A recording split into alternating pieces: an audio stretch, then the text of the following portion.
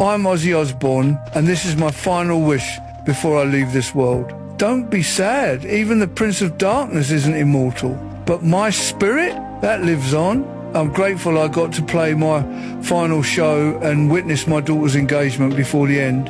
I've lived a long, wild ride of a life, this madman on the crazy train, had a lot of dreams. As a kid, we lived in a rundown row house where all the kids shared one bedroom, no privacy at all. Back then, all I wanted was a room of my own. Then I heard John Lennon sing She Loves You, and man, that song saved me. It showed me the power of music. I'd practice singing in the basement with a cheap amp and mic, dreaming of becoming someone people would remember like the Beatles. Later, with a family of my own, my dreams got simpler: to walk, to sing, and to see my kids and grandkids smile. God's been good to me. Those wishes came true, one by one, so believe. Don't be afraid to fail, and don't waste a second worrying what others think. I didn't just pass the torch to young blood. Fire's inside every one of you, too. Now it's your time to shine. That's my greatest wish. Imagine a city shutting down its streets, a brass band blasting through the air, and thousands of fans in black t-shirts, all there to say goodbye to one man. That's what's happening in Birmingham, England, because the Prince of Darkness himself, Ozzy Osbourne, has left us at 76. The guy who bit the head off a bat, sang heavy metal into existence, and rocked the world is getting a send-off so epic it's like a concert for his soul. On July 30th, Birmingham's throwing a funeral procession for their hometown hero, and trust me, you won't want to miss this story. Ozzy Osbourne wasn't just a rock god, he was Birmingham's own. Born and raised in the gritty streets of Aston, he turned his tough upbringing into music that shook the planet. Now, after his death on July 22nd, the city's giving him a massive thank you. On Wednesday, July 30th at 1 p.m., a funeral procession, or what they're calling a cortege, will roll down Broad Street. It's not just any goodbye, it's a full-on tribute to the Black Sabbath frontman who put Birmingham on the map. The hearse, flanked by cars, will head straight to the Black Sabbath bridge and bench. If you haven't heard, that spot's already a fan hotspot. People have been piling up flowers and notes there since Ozzy passed. And to make it even cooler, a local brass band called Boston Brass will play a final musical moment. Picture it, horns blaring, fans cheering, all for the guy who made heavy metal a household name. This isn't just a funeral, it's a party for a legend. Birmingham's not messing around with this one. The city's Lord Mayor, Zafar Iqbal, said it best. Ozzy was more than a music legend, he was a son of Birmingham. Just a month ago, Ozzy and his Black Sabbath crew got the Freedom of the City Award, pretty much the highest honor you can get there. After his last big show at Villa Park earlier this month, the city knew they had to do something special. Iqbal added, "We're proud to host this with his loving family in the place where it all began." Here's the sweet part. Ozzy's family, Sharon, Amy, Jack, and Kelly, are footing the bill for the whole thing. They wanted to make sure fans could join in without the city worrying about costs. And if you can't be there in person, don't sweat it. They're live streaming the Black Sabbath bench so everyone, everywhere can watch. It's like Ozzy's giving us all one last front row seat. Let's rewind a bit. If you don't know Ozzy's story, buckle up, it's a wild one. Born John Osbourne in 1948, he grew up in Aston, a rough part of Birmingham. Life wasn't easy, money was tight, school was a struggle with dyslexia, and he dropped out at 15.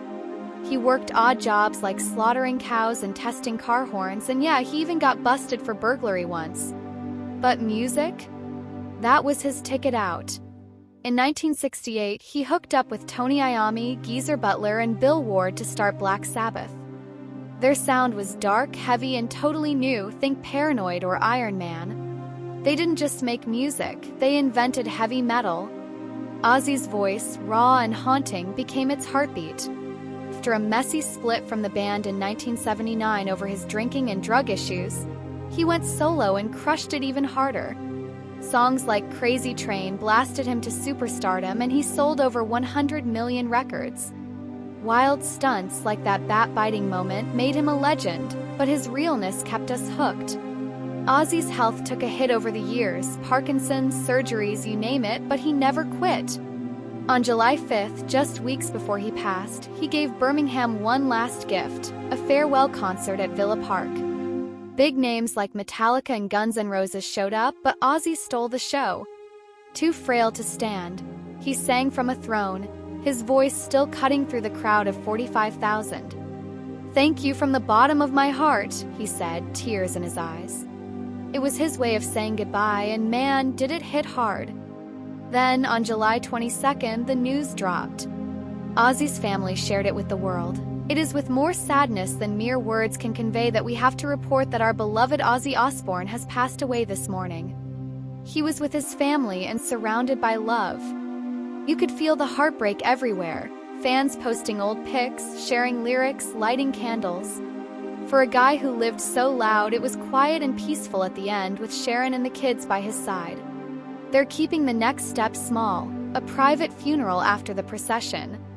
A family friend told People, Ozzy would never want a mope fest.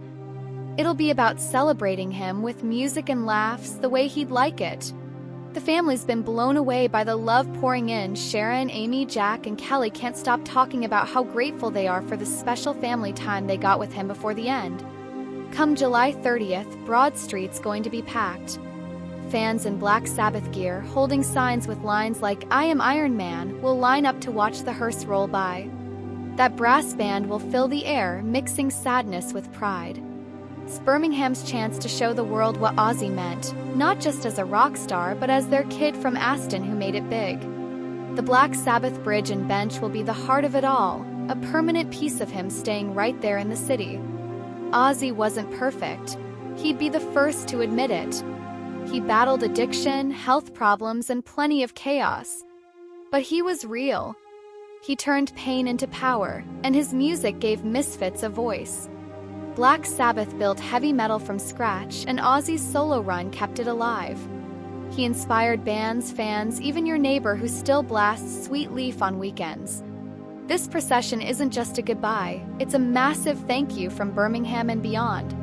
Ozzy's gone, but he's not really gone. His songs will keep playing, his stories will keep us laughing, and his spirit will keep us rocking. On July 30th, when that hearse rolls down Broad Street, it's not the end. It's a victory lap for a guy who lived life full throttle. Whether you're there in Birmingham or watching the live stream, you're part of it. Ozzy Osbourne, the Prince of Darkness, the kid from Aston, the guy who changed everything. He's getting the send-off he deserves. So mark your calendars, July 30th, 1 p.m. Birmingham time. Grab your headphones, pull up that live stream, maybe even crank some Paranoid while you're at it. Let's give Ozzy the goodbye he'd want, loud, proud, and a little crazy. Share your favorite Ozzy memory in the comments, I'd love to hear it. And if this story hit you like it hit me, smash that like button and subscribe so we can keep celebrating legends like him together. Rest easy, Ozzy, you earned it. Thanks for watching. Subscribe to daily updates and never miss a video.